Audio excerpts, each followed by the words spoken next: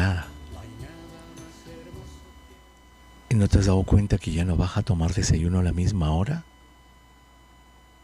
Ay, ¿verdad, no? ¿Y no te has dado cuenta que se encierra en su cuarto? ¿Qué estará pasando con el Carlitos?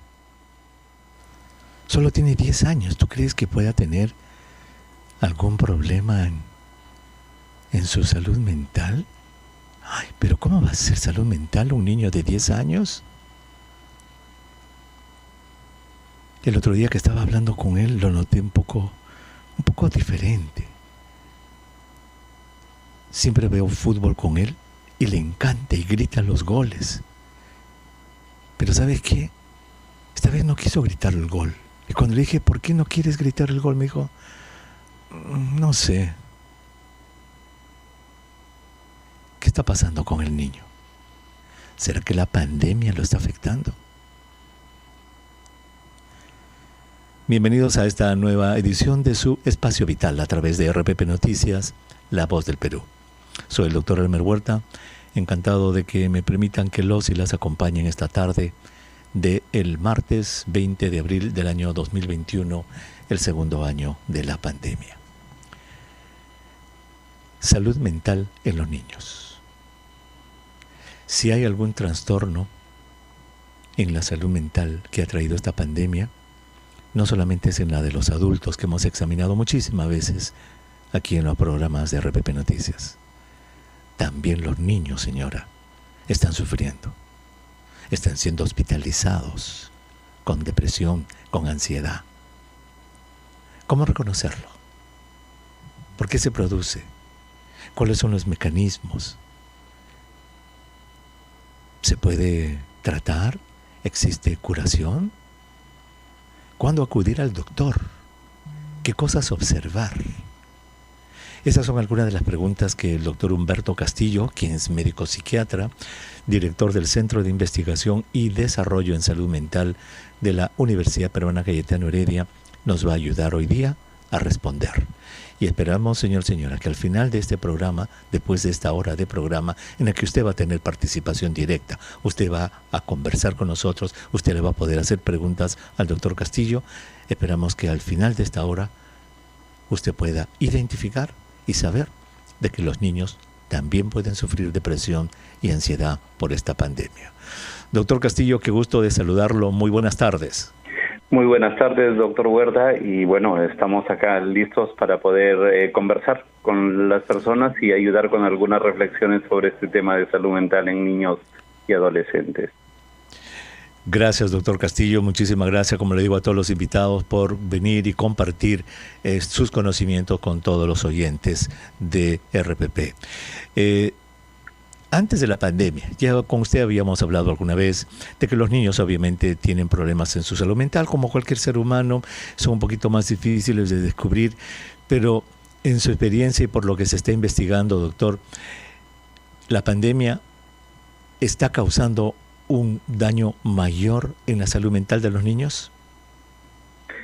Sí, de hecho, doctor, la pandemia está resultando en un estresor muy fuerte para los niños y adolescentes. No, lo que suele ser común para la vida del adulto, que también, o sea, los adultos están viviendo situaciones de pérdida por el tema de las propias muertes, de la enfermedad, de perder también sus recursos económicos, sus fuentes de ingreso, y también por el propio confinamiento. Pero en los niños y adolescentes hay un elemento adicional, digamos, en esto, ¿no? Que es importante reflexionar y a partir de eso ver qué es lo que está pasando y qué se puede hacer. Y eso es el hecho de que el niño y adolescente está en un momento en el que en su propia configuración emocional, social, va pasando de lo que llamamos el régimen familiar endogámico, o sea, de vivir dentro de la familia. El niño y adolescente va pasando a cambiar su régimen y a condicionar su mente para vivir en el espacio público, que por ejemplo es el colegio, pero también ya es el habituarse a vivir con otros adultos, con otras personas, y ese es otro régimen para la mente. Y ese proceso de socialización secundaria, ese proceso está siendo fuertemente interrumpido o perturbado por la pandemia, y eso está generando una serie de emociones, comportamientos y dificultades en la vida mental, emocional del niño que hay que ir tomando en cuenta. Qué interesante. O sea, el niño está en desarrollo emocional. Y usted ha hablado de mencionar una palabrita, un estresor. Un estresor entonces es un elemento que provoca estrés, ¿no es cierto? En este caso la pandemia. Ese es un estresor. Y después nos acaba de decir que socialización secundaria. Y se refiere a ese momento en que el niño ya sale del cogollo de la casita, ya tiene amigos, amiguitas, va por acá, por allá. Socialización secundaria. ¿Cuál es la socialización primaria del niño? Es con los padres, con los hermanos, en su grupo familiar. Pues el niño ha estado acostumbrado y desarrolló sus emociones ahí, pero luego tiene que hacer un salto a otro espacio, y esas es otras emociones, otras habilidades, no otra organización de su mente, por decirlo así, y esa está siendo perturbada. Obviamente, lógico, todo lo hemos pasado, ¿verdad? Ese espacio en el que uno sale, se va a jugar fulbito, se va a jugar cosas en la calle, con los amiguitos, 12, 13, 14 años, qué sé yo. Eso, de un momento a otro, tú no puedes salir. ¿Y por qué? Porque estamos en cuarentena, estamos en confinamiento. Pero mis amigos, no, pues ahí está la computadora para que hables con ellos. Pero no es lo mismo, no se puede.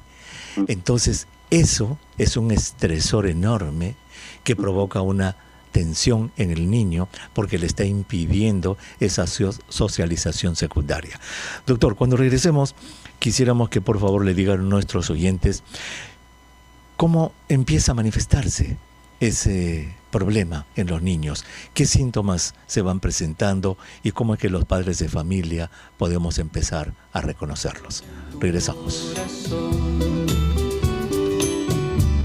Nuestra transmisión, estamos conversando con el doctor Humberto Castillo. Él es médico psiquiatra, director del Centro de Investigación y Desarrollo en Salud Mental de la Universidad Peruana Cayetano Heredia. Y estamos conversando, señora, sobre uno de los efectos secundarios de esta pandemia en la sociedad.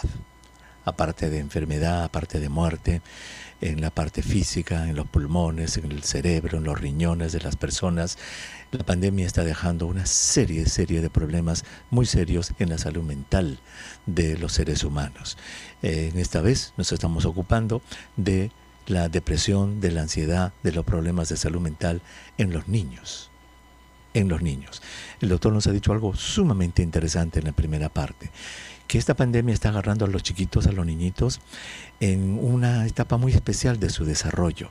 Es cuando están pasando de lo que se llama la socialización primaria, que es eso que usted tiene de repente, señora, en la casa con su niñito, con su niñita, que tiene 3, 4, 5, 6, 7 añitos. Es todo suyo, como dicen, a esa edad el niño es vuestro, suyo, ¿verdad? Está con usted todo el tiempo. Ay, pero a los 10 años, 9, 11, y al niñito mira a la esquina, y a la niñita mira a los chiquitos, qué sé yo. La socialización secundaria se llama eso. Importantísimo en el desarrollo del ser humano. Ahí aprendemos cómo relacionarlos con las demás personas, con los vecinos, con las vecinas, con los niños, con los amigos, con los profesores. Oiga, vino la pandemia, todos encerrados. Y eso ocasiona, nos ha dicho el doctor Castillo, daño en la salud mental. Doctor Castillo, ¿cómo podemos definir ese daño? ¿Se puede definir qué es daño o estoy usando una palabra muy tosca? ¿Alteraciones? ¿Cómo define usted este problema que se ocasiona? Sí, en realidad el problema activa un proceso de adaptación, ¿no? En las personas. Toda situación, toda crisis activa un proceso de adaptación. Esa adaptación lo que busca en primer lugar es recuperar su equilibrio con el entorno, y en algunas ocasiones ya esto no es posible y más bien termina lesionando las estructuras ya emocionales de las personas, y ahí hablamos de síntomas. Pero la mayoría de lo que está ocurriendo es este esfuerzo adaptativo. Y acá es importante reconocer que para el niño y el adolescente hay diferentes tipos de estrés, digamos. Al estrés que estamos más acostumbrados es a esto que le podríamos decir un estrés activo, es decir, la presencia de problemas o de situaciones que perturban nuestra vida, ¿no? Y ahí podría estar las pérdidas, las muertes, la violencia, la agresión a los niños. Pero ocurre lo que usted decía, doctor, al inicio del programa, por ejemplo, que los padres ni siquiera se dan cuenta, le pueden decir al niño incluso, pero tú tienes todo, acá estamos todos, estás tú, estoy yo, está tu mamá, nos llevamos bien, no te falta nada, no hemos perdido gran cosa en esto, toda la familia está bien, pero igual el niño está estresado. Entonces acá hay el otro tipo de estrés, que es el estrés pasivo, que es por falta de oportunidad. Digamos, el niño puede estar, no le falta nada, pero en realidad sí le está faltando cubrir estas necesidades de la socialización secundaria. Pero eso es invisible, el padre a veces, el padre, la madre no lo ven y no le dan la importancia suficiente, y entonces el niño empieza a expresar ahí este fastidio, aburrimiento, irritabilidad, beligerancia, o sea, de la nada, todo pareciera para la familia que está yendo bien, pero el niño está sintiéndose mal, sintiéndose inestable, inseguro, irritable. Y esa es esta otra dimensión que está como que bastante oculta y que queremos de alguna manera ponerla más de manifiesto, ¿no? Correcto, y a eso me refería. Entonces, como todo proceso, digamos, debe tener grados. Algunos niños lo tolerarán mejor, otros niños lo tolerarán no tan bien, y eso causará síntomas, como usted ha dicho, en algunos niños o niñas. Y lo que yo quería saber era, ¿eso se puede definir como un trastorno de salud mental? ¿Es una enfermedad? ¿Cómo ustedes, los psiquiatras, enfocan esta alteración, esta perturbación por la falta de socialización secundaria? ¿Es un trastorno? ¿Cómo lo define? Ya, no necesariamente es un trastorno. Acá el límite está en que, digamos, el niño está haciendo un esfuerzo por cambiar su medio. Ya en ese rato, por más que sea esto doloroso, por más que sea incómodo, pero hay una lucha del niño, del adolescente. Y eso se va a expresar, por ejemplo, en irritabilidad, enfrentar a los padres, pelear con todo el mundo. Pero no es que ahí tenga un trastorno, está luchando para adaptarse o para adaptar. Cuando quiebra eso ya, cuando el niño ya, digamos, tira la toalla, por decirlo así. Se rinde, entonces ahí ya estamos en un trastorno. Ahí empieza a desarrollar síntomas que no son congruentes con la situación, con la lucha. Ya digamos, por ejemplo, el niño, lejos de luchar, llora por todos, aun cuando le están ayudando se siente mal, ¿no? O sea, ya empieza a hacer, o ya hace síntomas como, por ejemplo, que le aparecen en la mente ideas recurrentes de hacerse daño, de hacer daño, o por ejemplo que de la nada explosiona, por ejemplo, en un ataque de pánico, ¿no? Entonces, que son síntomas ya que no son congruentes con la situación. Avanza. Ahora, lo ideal entonces es descubrir, que los padres se den cuenta cuando están en esa primera etapa, antes de que avance, ¿no? Con esos cambios de carácter y esas cosas. ¿Cuáles son los más comunes, los síntomas o esas observaciones más comunes que los padres deberían hacer? A ver, la primera es aburrimiento, ¿no? O sea, el niño empieza en un aburrimiento, o sea, con lo que hace no se siente satisfecho con nada de lo que está haciendo. Entonces, eso lleva generalmente a que se busque otras alternativas de acción, ¿no? Y a veces, por ejemplo, los padres cometen el error de seguir con su mismo parámetro anterior, de que, por ejemplo, no tengan muchos vínculos o socialicen con otros niños a través de las redes, ¿no? Entonces eso, por ejemplo, digamos que ellos lo están buscando como solución a salir del régimen del padre y de la madre, o sea, salir del tema solamente de estar vinculado con los hermanos, a ir buscando a otras personas. Esa búsqueda a veces no es comprendida por los padres, y sancionada. Entonces el niño ahí va a expresar entonces esta irritabilidad, enojo. Entonces estas señales de aburrimiento, irritabilidad, enojo, pelear mucho, son señales todavía activas que nos indican que el niño está buscando una salida, adaptarse. Y ahí hay que ayudarles en vez de cerrarle, ¿no? O sea, ayudarles para que encuentren una salida. ¿Cómo se les ayuda? No, por ejemplo, ahí facilitando, por ejemplo, el tema de que interactúen con otras personas aún a través de las redes. O sea, si no tenemos ahorita otra opción, es importante que los niños puedan conversar con sus amigos, hacer grupos de amigos por redes. Los colegios también, por ejemplo, deben, algunos lo hacen, pero poner más tareas grupales, ¿no? Para que los chicos entre ellos conversen, interactúan, aprendan, ¿no? Aunque aparentemente pierdan el tiempo. Es algo que hay que darle la oportunidad entonces de socialización con pares. Eso es como muy importante para este desarrollo, ¿no? Qué interesante. Entonces ahí se va notando que el chiquito, la chiquita se va poniendo triste, agresiva, irritable, cambia en su comportamiento, se está tratando de adaptar. Los padres pueden ayudar a que socialice y obviamente en cuarentena a través de las redes. Doctor, vamos a hacer una pausa y vamos a invitar a nuestros oyentes. Señor, señora, si usted tiene preguntas sobre este tema, tiene usted niños pequeños que están pasando por lo que estamos describiendo, 212-4100, 212-7165, están listos para que ustedes nos puedan llamar y podamos de esta manera conversar y que el doctor Castillo los pueda ayudar. Vamos a regresar, doctor Castillo, inmediatamente después de la pausa. Recién se une a nuestro programa. Estamos conversando con el doctor Humberto Castillo. Él es médico psiquiatra, director del Centro de Investigación y Desarrollo en Salud Mental de la Universidad Peruana Cayetano Heredia.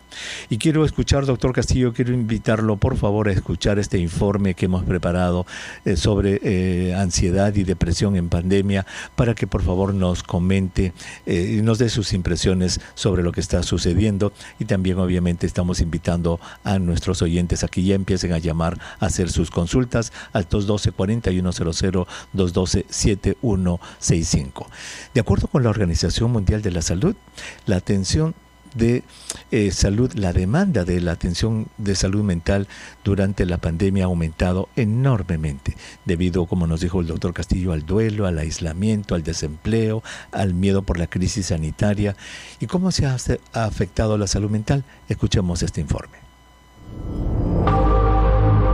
Las preocupaciones, el duelo y el temor que trajo la pandemia de la COVID-19 ha impactado la salud mental de todos. Cambiamos la manera en la que vivimos día a día.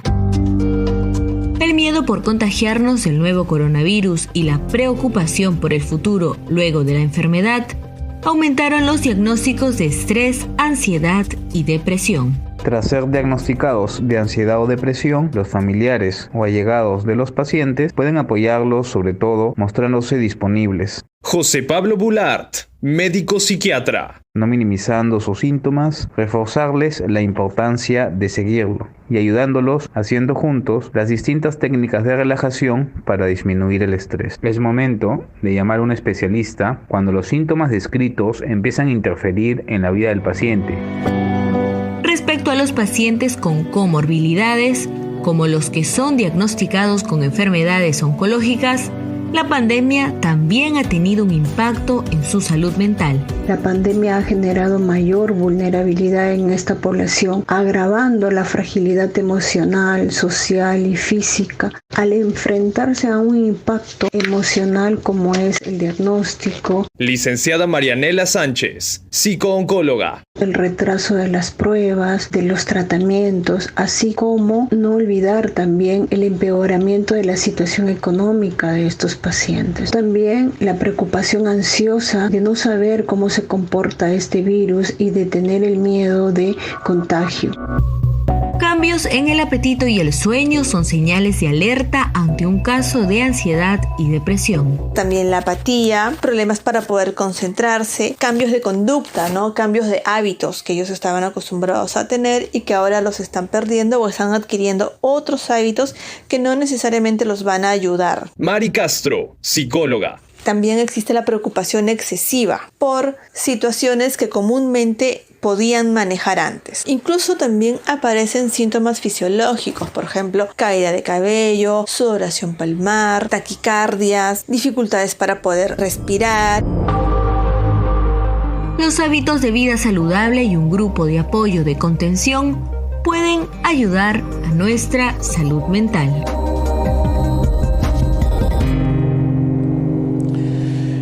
Pues ahí está el informe. Doctor Castillo, ya cuando se presentan síntomas, como dice el informe, ya cuando se presentan síntomas somáticos de sudoración, etcétera, ya la cosa ha avanzado, ya pasó de esa etapa inicial que usted nos decía hace un momento, ¿cierto? Sí, así es, doctor. Ahí es muy importante, digamos, diferenciar lo que serían las reacciones emocionales adaptativas de lo que serían los síntomas o reacciones emocionales desadaptativas. Entonces, la mayoría, en realidad, digamos, sí sabemos que, por ejemplo, en términos de sufrimiento mental, de problema de salud mental, la pandemia ha generado pues un incremento del 20 al 70%. Cada vez vamos viendo más gente que tiene un problema de salud mental. Pero de esos problemas, la mayoría son reacciones emocionales adaptativas. Y hay un grupo menor, que puede ser el 20 hasta 30%, que son ya reacciones emocionales desadaptativas o síntomas que ahí requiere ya de la intervención profesional. Obviamente. Entonces, ya son síntomas ya son síntomas físicos, ya somáticos. Son obviamente. somáticos, también se acompaña Claro con síntomas somáticos. Muy bien. Doctor, vamos a invitar a nuestros oyentes y hemos invitado a Liliana, está en San Martín de Porres y quiere hacer una pregunta. Liliana, muy buenas tardes. El doctor Castillo la escucha. Buenas tardes, doctor Huertas. Lo felicito porque tiene usted un programa muy interesante e ilustrativo. Doctor Castillo, mi consulta es sobre mi nieta que tiene 4 años. Es una niña muy activa, bien despierta, se diría que es más despierta que lo normalmente una niña de 4 años puede ser, y estaba acostumbrada a salir al parque con su papá después del trabajo de él, y los fines de semana paseaban mucho con su mamá, es costumbre de la familia. Cuando comenzó la pandemia, ella se ponía en la puerta o en la ventana y gritaba que se quería escapar. Bueno, eso se ha ido superando un poco con el tema de distraerla, de comprarle juguetes y de cosas así, ¿no? Pero ahora está en la situación que ella se despierta después de estar durmiendo, se siente en la cama y mira hacia el vacío, como que y no habla, no dice nada. De repente se vuelve a echar, se duerme y después se despierta y comienza a tener problemas de dolores de cabeza, comienza a vomitar. Entonces eso ya he escuchado en el reporte que es importante una asesoría profesional, pero me interesa saber si se le tiene que llevar a un neurólogo, a un psicólogo, qué tipo de asesoría es importante para la niña. Muy bien, no se vaya Liliana. Doctor Castillo, ¿le quiere hacer una repregunta a Liliana? Sí, le escucho. Sí, lo que nos está contando Liliana justamente ejemplifica esta situación de la respuesta adaptativa y desadaptativa. La niña cuando al principio quiere salir, digamos, y llora por salir, pelea por salir, está en esta respuesta de adaptativa, luchando por esta oportunidad de socializar, ¿no? Y ya en la segunda parte, más bien ya cuando empiezan los problemas del sueño, los problemas del dolor de cabeza, ahí ya ella estaría como cansándose de esa lucha y empezando un proceso ya de afectación de su propia salud mental. Entonces, pero en los niños pequeños, digamos, esto se puede reparar más que con tratamiento, con un cambio de conducta de los padres, ¿no? Y que tiene que ver con abrirse, darle lo que ella está pidiendo. Ella lo está pidiendo muy claramente. Y entonces la familia tiene que ingeniarse para darle esto, darle oportunidades a la niña de salir y de socializar. Claro, en este caso es sacarla y socializarla cumpliendo las, digamos, reglamentaciones de la pandemia, la mascarilla, la distancia y todo ese tipo de cosas. Pero me gusta lo que usted dice, la niña está pidiendo, sáquenme, o sea, los padres, para ellos es más fácil. No, nos quedamos porque estamos en pandemia, más difícil es cómo podemos hacer para socializar con esta chiquita, pero cumpliendo las leyes de pandemia, es decir, las medidas de prevención. Qué interesante. Muchísimas gracias, Liliana, por su pregunta, doctor. Vamos a regresar un momentito con más llamadas telefónicas. A transmisión a nuestro programa. Estamos conversando con el doctor Humberto Castillo. Él es médico psiquiatra, director del Centro de Investigación y Desarrollo en Salud Mental de la Universidad Peruana Cayetano Heredia, y hemos conversado sobre depresión en niños y el efecto de la pandemia sobre la salud mental de los niños. Dos grandes cosas suceden en los niños, señora.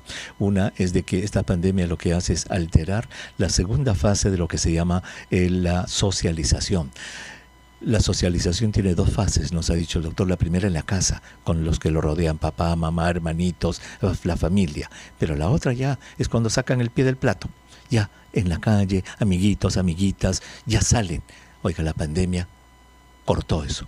Tú te quedas en la casa. Pero mis amigos, no hay amigos, te quedas en la casa. Eso, nos ha dicho el doctor, pasa por dos etapas. La primera es la fase adaptativa, que el chiquito, la chiquita quiere adaptarse a la nueva realidad y entonces se muestra irritable, se muestra lloroso, un poco triste, cambia sus rutinas, pero cuando esto ya no puede más, el chiquito ya entra en síntomas, ya entra y se siente mal, y ya puede requerir atención hospitalaria, incluso especializada. Doctor Castillo, un reporte de salud nos dice de que el número de hospitalizaciones en niños y adolescentes por diagnóstico de depresión en el último año ha aumentado muchísimo en el Perú, en un 50%. Eso, de acuerdo a lo que usted nos ha dicho, es que los niños están descompensándose a diestra y siniestra. Sí, en realidad, los niños están en una lucha fuerte, digamos, y el niño en general resiste. Digamos, el niño pasa, digamos, cuando viene la situación crítica, el niño primero, como en el caso de la nieta de Liliana, ¿no? Primero pide, luego reclama, luego lucha, luego espera. Y cuando ya tiene una condición de vulnerabilidad que generalmente se debe a un estresor o a una situación crítica anterior, de repente alrededor del nacimiento o más tempranamente, ahí puede quebrar su estructura emocional. Y entonces el hecho que estén hospitalizándose, claro, entonces el hecho que se estén hospitalizando en salud ya indica que ya pasaron esa etapa, y eso es muy preocupante, obviamente, doctor. Así es, doctor. A ver, vamos con nuestros oyentes, vamos a ir con Milo, que está en Arequipa. Emilio, buenas tardes. Doctor, buenas tardes. El doctor Castillo lo escucha, Emilio, adelante. Sí, doctor Castillo, doctor Huerta, un programa muy importante, agradecerles infinitamente a todos ustedes que nos ilustran mucho. Mi nuera ha fallecido de 44 años y mi hijo y mi nieto de 9 y de 18 lloran todos los días, se acuerdan y mencionan el nombre de su madre y se acuerdan que ya no están y se echan a llorar. Entonces mi hijo lo lleva donde su suegro, que está a 4 cuadras, para contemplarlos y verlos a mis nietos para que la vea su hija. Y mi nieto tiene su enamorada y viene, se salen a dar una vueltecita, pero yo noto que en las noches llora mucho el mayorcito y el menor llora, está al lado de su padre durmiendo.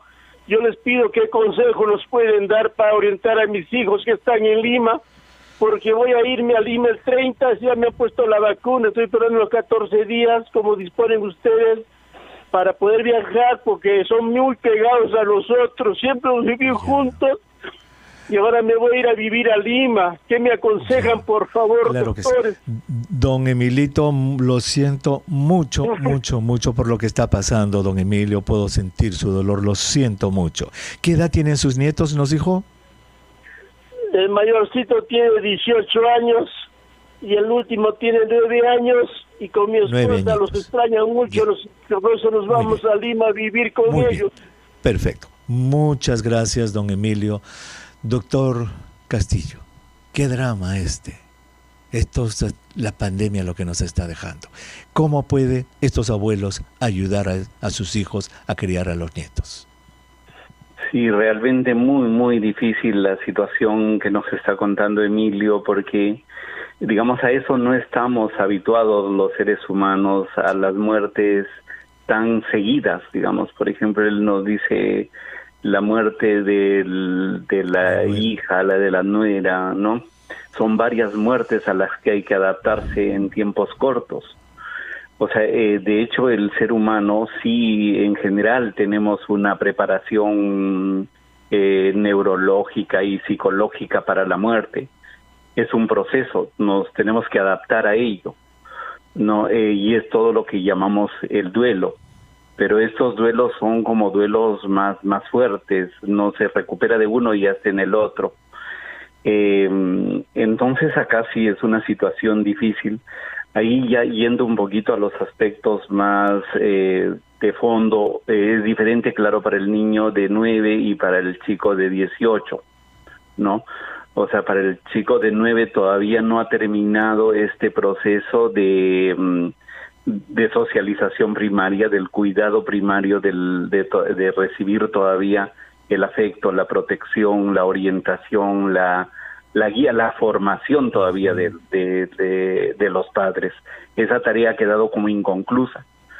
Entonces, esa tarea inconclusa resiente mucho, ¿no? Entonces, este niño, o sea, requiere casi de forma más inmediata un sustituto materno o paterno ahí.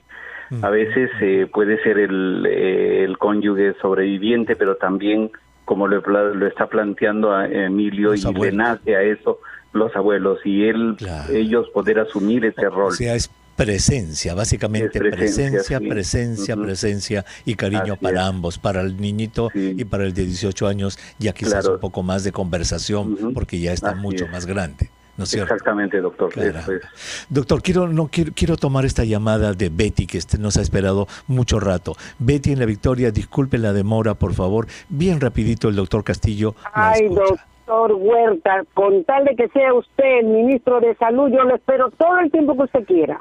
Y ¿pero qué le he hecho yo para que me desee tanto mal? No, mamacita linda.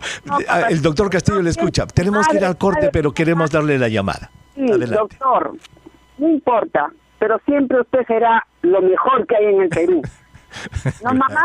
Mi madre tiene 90 años, díselo al doctor, ya le dije, mamá. Ya, cálmate pues. Doctor, ¿sabe qué? Lo que ustedes están hablando es cierto, porque hay padres y madres y abuelos y todos que vienen un poco fastidiados hacia los jóvenes, hacia los niños. Yo soy una madre de 60 años, pero yo juego con mis niños, los saco a mis niños bien protegidos, les enseño repostería y cositas así para que no se aburran. Al de 18 años también se me aburrió y yo le he dicho a la enamoradita, mamita, ¿tú quieres estar con mi nieto? Pues ven a la puerta, serás bien recibida. Esos son los padres que deben de estar atrás de los hijos, viendo, si quieren una noviecita, pues ¿qué vamos a hacer? Pues también nosotros hicimos igual, hay que saber. Nosotros nos escapábamos también, doña Betty, ¿no? Por el parque todavía. Por el parque, por los árboles más oscuros, ¿eh? Exacto, para que nadie nos vea. Claro, qué lindo, doña Betita. Muchas gracias, mamacita. Salude a su mamita, ¿ok? Salude, dele un beso bien grande a su mamá. Doctor, tenemos 30 segundos. Es que ejemplo, ¿no? Mire, el tiempo y la dedicación de doña Betty.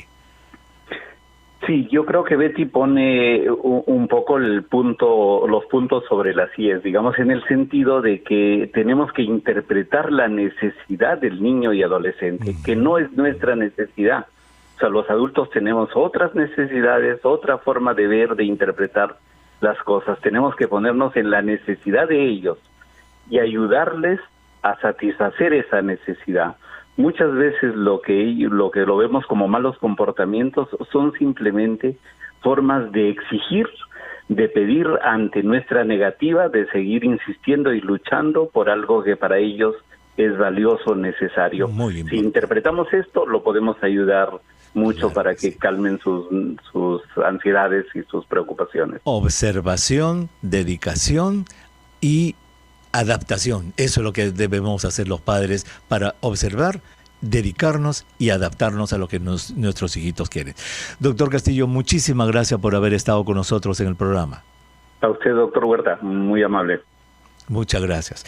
El doctor Humberto Castillo, médico psiquiatra, director del Centro de Investigación y Desarrollo en Salud Mental de la Universidad Peruana Cayetano Heredia, estuvo con nosotros. Entonces, señora, observación. Observe bien a sus hijitos. Adáptase a lo que ellos quieren. Si están en esa primera etapa de la inquietud, como doña Betty, sáquelos, invente cosas, haga cosas con ellos. Eso es muy importante. Y si ya nota de que no están bien, busque ayuda profesional. Betty Elías y Catalina Quinto produjeron el programa. Chiqui Porras estuvo en los controles digitales electrónicos de RPP Noticias. Con nosotros nos despedimos hasta el día de mañana, 7:30 de la mañana, primera edición de la rotativa del aire.